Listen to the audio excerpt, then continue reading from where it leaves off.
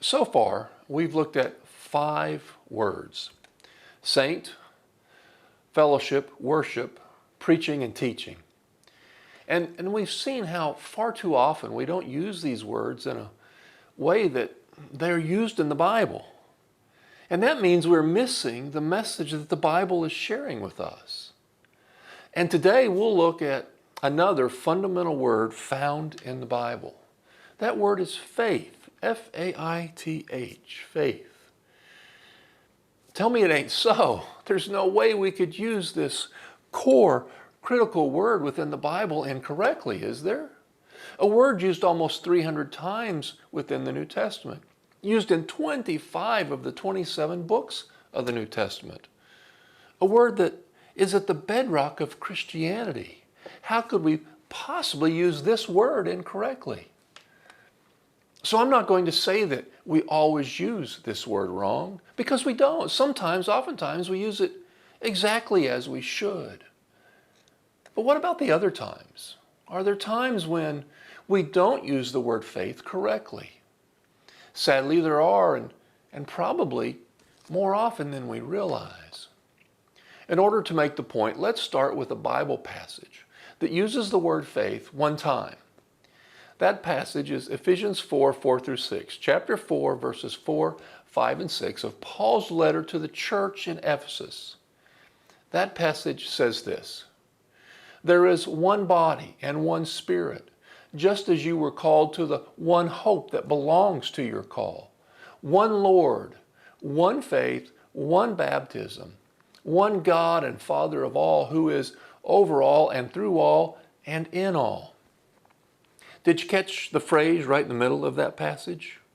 One faith. One faith, not several faiths, not a handful of faiths, not even a couple of faiths, just one.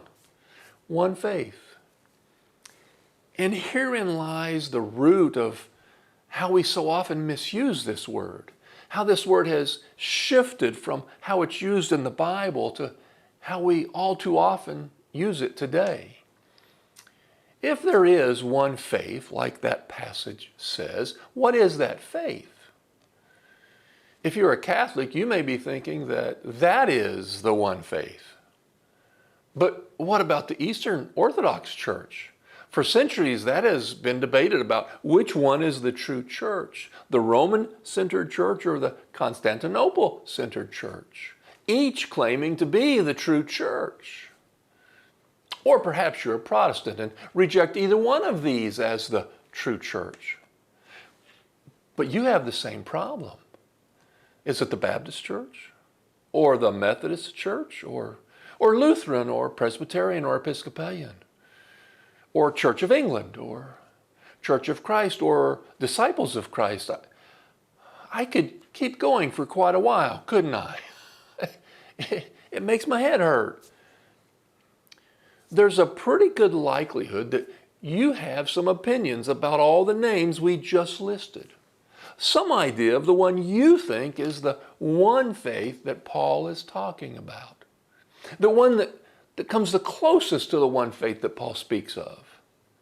There's a good chance that you think the one faith is the church that you happen to be a part of. But you see, we've already veered off track. We're already off course just that quickly and easily. We're talking about the wrong thing. We're not talking about faith. Instead, we're talking about our preferred style and type of church. That's not what the word faith is referring to in the Bible. Faith in the Bible, in its most direct and straightforward way, means trust and reliance on God. It's not talking about what church you like. It's not talking about which church is better than the other church. It's talking about our complete trust and reliance on God. The famous chapter on faith, Hebrews chapter 11, isn't talking about Noah's church or Abraham's church or Sarah's church or Joseph's church or anyone else's church when it talks about their faith. It's describing for us their complete trust and reliance on God. That is their faith. That is faith. All throughout the Bible, that's what faith is. But somehow we've shifted from faith being trust and reliance on God to meaning our brand of church. When Paul says these words at the very end of Romans chapter 14, "For whatever does not proceed from faith is sin." He's not talking about it if it aligns with your church traditions and processes and practices. What he's saying is that if it doesn't line up with your trust and reliance on God, it's sin. When the Bible says we're saved by faith, it doesn't mean we're saved because we go to the right church. It means we're saved because we've put our complete trust and reliance in God. Our faith is not what church we go to. Our faith is our complete trust and reliance on God. And every time we use the word faith the wrong way, it distracts us and it dilutes and weakens that trust and reliance on God because we become focused on the wrong thing. Our attention has shifted away from what it needs to be on. We've allowed the meaning of the word to shift to something that it's not.